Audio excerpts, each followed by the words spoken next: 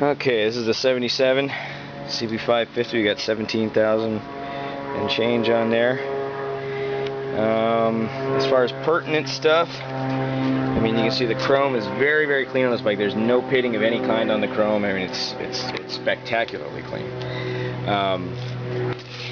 All the switches work. Everything's pretty good. The front brake doesn't stick. You see, you got plenty of tread left here on these tires.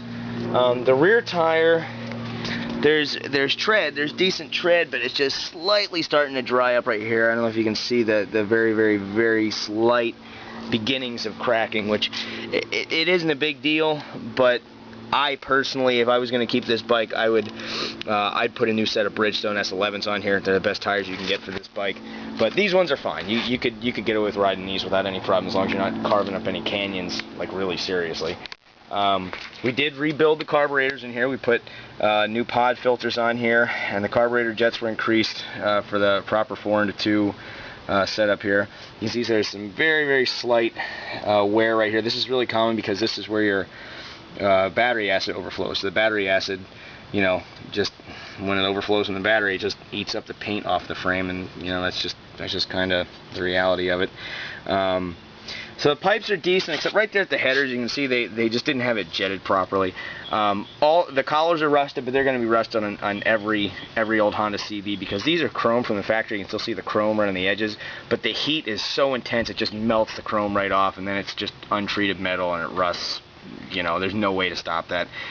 You could re-chrome it for probably about $100. Take all 4 of them up, you know, have them re-chromed. It looks really good. I did it on this bike actually. You can see what we did here. I mean, it makes it look really, really nice. So, anyway, that's up to you. The cables, have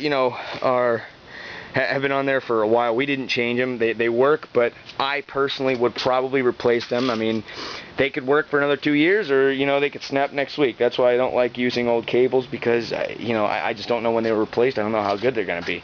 But for now, they're fine. The throttle is perfectly fine. The tank is clean. I mean, it's spotless, actually. It's an extremely clean tank. See here, the seat is a reupholster. It's not the original seat. It doesn't say Honda on the back. These are the aftermarket signals that are on there. The guy that I got this from, he had removed the grab bar and put those signals on there.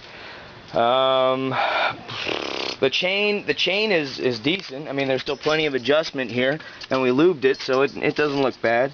The wheels are extremely clean. I mean, you can see how nice and cherry all this is in here, how nice and clean the chrome is. Front wheel too. I mean, these wheels are they're really nice. The hubs are really, really clean. The forks, I polished these myself. I hit this with a buffing wheel. I spent hours polishing this thing. I polished up all the metal on here. I polished this all up. Let's see, what else did I mention? I think this one fork seal might be kind of leaky up here, so that may need some attention eventually. Where the seals, you know what? Actually, I'll throw in a set. I got a set right here that I can throw in. I believe these are the right size. 33 mil. No, these aren't right. These are for a 350. Well, anyway, 35 millimeter fork seals are $12 for a set. So eventually you will want to take care of that, because as the oil leaks out, that's basically your suspension system right there. And as the oil starts to leak out, you'll get less and less resistance. The spring will bounce a little more. I mean, this one's still good, so you'll be okay. It's not like you'll be without a front suspension, but eventually you will want to get that taken care of. But that's not a major drastic thing. Other than that, that's about the long and short of it. Everything else is all functional. So then as far as it starting, I haven't started it in a few days, but it should fire right up.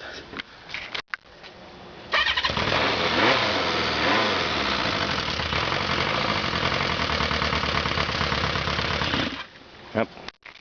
Pull the choke too soon.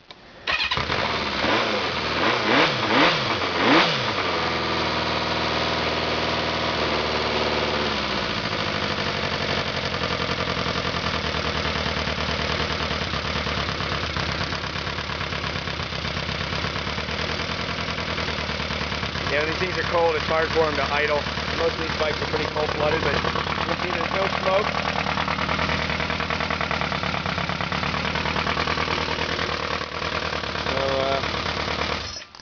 Yeah, it's just a good running bike. These pipes are kind of loud, give it a really nice punchy kind of, I don't know, I think they sound pretty good. I like them.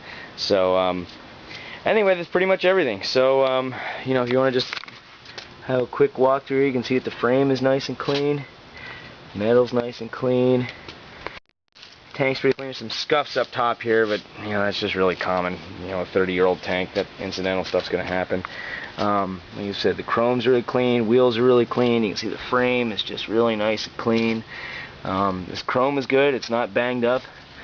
You know, the aluminum here is nice and clean. This is all nice and clean. Same thing with the chrome back here. Chrome back here is really, really nice. Same thing over here. You know, no rust in the frame. Paint's really nice. Neither of the side covers are cracked.